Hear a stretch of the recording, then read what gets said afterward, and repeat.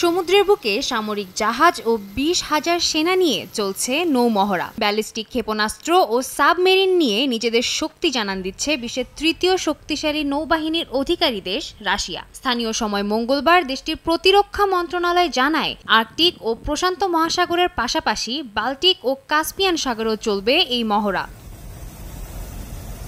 গত 2 মাসে বেশ কয়েকটি পারমাণবিক ক্ষেপণাস্ত্রের মহড়াও চালিয়েছে রাশিয়া। বাড়ানো হয়েছে বেলারুশে সামরিক প্রশিক্ষণ। জরুরি পরিস্থিতিতে নিজেদের সামরিক শক্তিকে কতটুকু কাজে লাগানো যাবে তা আন্দাজ করতেই এই মহড়ার আয়োজন বলে জানায় দেশটি।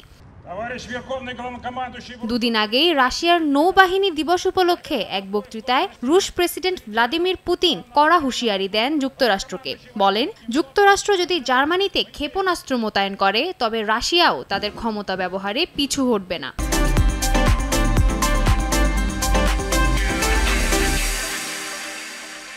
মস্কো চাইলেই যে কোনো মুহূর্তে তাদের অত্যাধুনিক সমরাস্ত্র ব্যবহার করতে পারে বলেও দাবি করেন তিনি। এর মধ্যেই মঙ্গলবার 300টি অত্যাধুনিক প্রযুক্তি সম্বলিত জাহাজ ও সাবমেরিন নিয়ে মহড়ায় নামে দেশটি।